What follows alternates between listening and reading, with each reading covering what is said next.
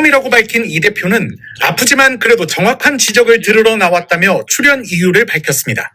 왜 얘기를 나누고 싶으셨던 거예요? 쓴소리 정도가 아니고 아픈 소리를 많이 하십니다. 네. 일단 보수의 입장에서 정확한 지적들을 하시죠. 네. 그러니까 제가 사실은 출연을 한번 해서 한 말씀을 한번 들어볼까? 네. 정규대 TV에. 네. 그걸 한번 제가. 두 사람은 우선 윤 대통령의 계엄 선포가 명백한 위헌이고 이후에도 내란 행위가 이어지고 있다는 데 동의했습니다. 그러나 정 씨는 이른바 줄탄핵 같은 민주당의 국회 독주가 계엄의 한 원인이 됐다고 지적했고 이 대표는 그런 비판이 있음을 알고 있다면서도 이 정부의 도를 넘은 국정 난맥이 더 문제였다고 반박했습니다. 국회의 독주 또는 독재, 말하자면 민주당의 국회 독재적 상황에 네. 대한 대단히 무서운 정도의 비판도 동시에 있다는 거죠. 네. 많은 건 사실인데 그렇다면 예를 들면 우리가 그건 뭐 좋다고 했겠습니까? 비판이 있을 거 저희도 알죠. 그러나 예를 들면 그 김건희 여사의 주가 조작 문제는 사실은 대한민국을 상징하는 겁니다. 근데 이거를 예를 들면 무혐의 처분을 해요. 지금 한덕수 총리 문제도 우리로서는 헌법재판소가 6명밖에 없는데 네. 심리도 불가능한 상황인데 임명을 안 한다고 공언을 하는 거. 그거 어떻게 방치를 합니까? 이 대표는 민주당도 잘못한 게 있다는 지적에 동의한다. 권력을 과하게 썼다는 지적을 할 수 있다면서도 윤 대통령의 비상계엄 조치는 이와 차원이 달랐던 것임을 강조했습니다.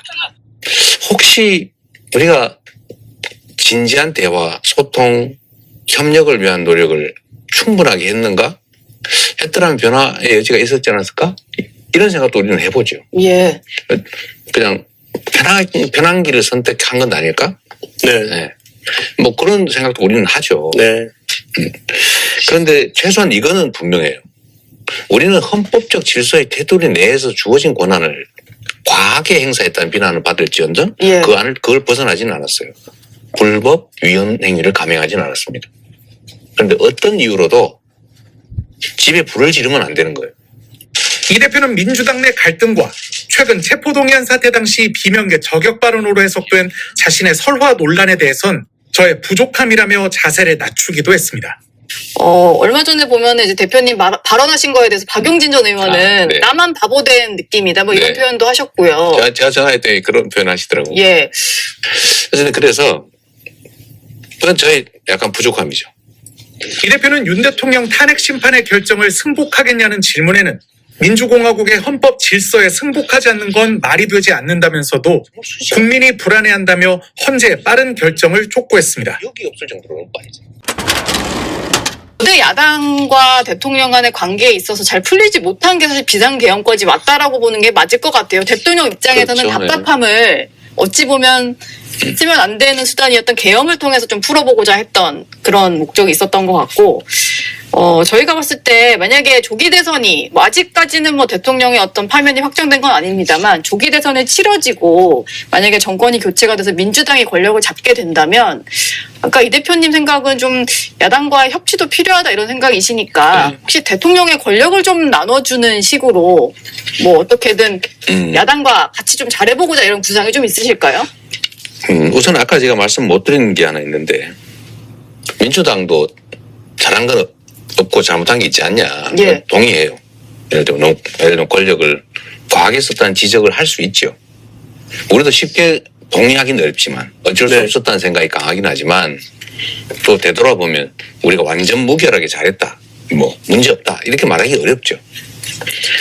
또 한 가지는 혹시 우리가 진지한 대화, 소통, 협력을 위한 노력을 충분하게 했는가? 했더라면 변화의 여지가 있었지 않았을까? 이런 생각도 우리는 해보죠. 예. 그냥 편한 길을 선택한 건 아닐까? 네. 네. 뭐 그런 생각도 우리는 하죠. 네. 그런데 최소한 이거는 분명해요. 우리는 헌법적 질서의 테두리 내에서 주어진 권한을 과하게 행사했다는 비난을 받을지언정 예. 그걸 벗어나지는 않았어요. 불법 위헌 행위를 감행하지는 않았습니다. 그런데 어떤 이유로도 집에 불을 지르면 안 되는 거예요. 네. 아무리 가족끼리 싸움이 나도 살림 때려 부신다든지 예. 집에 불을 지른다든지 이러면 안 되는 겁니다. 근데 지금 집에 불을 지른 거예요. 춧돌이 무너지고 있어요. 무너질 수 있어요. 이게 반란 행위죠. 예. 있을 수 없는 일입니다. 만약에 대통령이 아니라 왕이었다면 뭐 괜찮아요. 왕권은 원래 그의 것이니까. 군사력, 병력 이건 사실 왕의 것이니까. 근데 이건 국민의 것이잖아요. 근데 어쨌든 이게 그 대통령 개인의 것이 될 뻔했어요.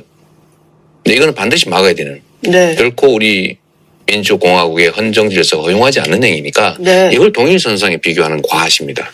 아무리 잘못했다 한들, 네. 네. 아무리 큰 소리 치고 뭐 나쁜 짓 하고 공부 안 하고 했다 한들 집에 불 지르는 거하고는 달라요. 네. 예, 그건 아니다. 이 얘기는 한번 하고요. 네. 또 지금은 국민의힘 의원들이요? 네. 예. 지금은 여야 의원들이 잘 만나질 않아요. 진짜 싸워요. 네. 네. 전에는 낮에는 싸워도 밤에 안 싸웠거든요. 네. 그걸 우리 언론이나 이런 데서는 비난하기도 했습니다. 네. 낮과 밤이 다르다. 진짜 싸우면 안 되거든요. 네. 왜냐하면 그들은 자기 개인의 일을 하는 사람들이 아니라 공무, 공공의 일을 하는 사람들이기 때문에 네. 감정 가지고 싸울 이유가 없어요. 예. 싸우면 안 돼요. 네. 그런데 지금은 진짜 싸워요. 서로 진짜 미워해. 안 좋아해.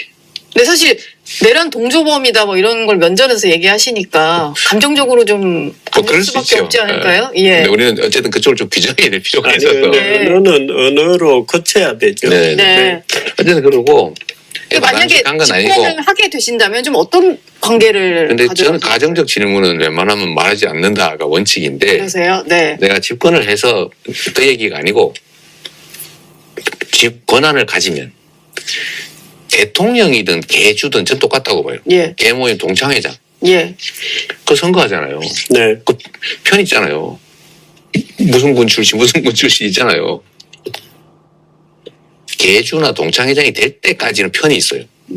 그래서 개주가 되는 순간에 개원 전원을 동등하게 취급하고 안 싸우게 만들고 같이 가야지. 그게 통합이라고 하는 겁니다. 제1의 과제죠. 원래 개인들은 투쟁하게 돼 있어요. 예. 이해관계를 가지고 싸우게 돼 있습니다. 그걸 조정하는 최종 권한을 가진 사람이 대통령이죠. 당연히 여기가 가지는 제1의 책무는 싸우지 않게 하는 거예요. 이해관계를 조정하는 겁니다. 분열이 생기지 않게 하나의 공동체로 살아가게 하는 거. 이게 제일 중요한 책임이에요. 예. 그러려면 다른 편의 극단적 요구들은 조금 깎아서라도 같이 협의해야 돼요.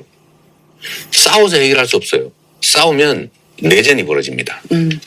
눌러서 억압해서 없앨 수 없어요.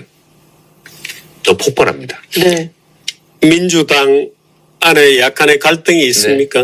있죠, 당연히. 네, 그렇군요. 최근에 뭐 제가 좀 그 얘기 어제 나온 김에 그 얘기 네. 하시고 싶어 하시는 것 같은데 예. 저는 주류 비주류라고 표현이 되어 왔는데 과거에 네. 어느 집단이든지 주류가 있어요. 예. 그리고 거기에 끼지 못하거나 반대하는 비주류가 있습니다. 네. 근데 이게 어느 날 친땡, 반땡, 비땡으로 바뀌었어요. 예. 네. 이게 언제부터 시작됐냐면 박근혜 대통령 때부터 바뀌었습니다. 친박, 그때 비박. 친박, 비박, 뭐 반박, 밤에는 박리를 예. 희한한 박자를 네. 붙여가지고 몰박. 네. 뭐 이런 거. 몰박 뭐 예. 그러다 그 후에 계속됐죠. 근데 이명박 때까지도 없었어요.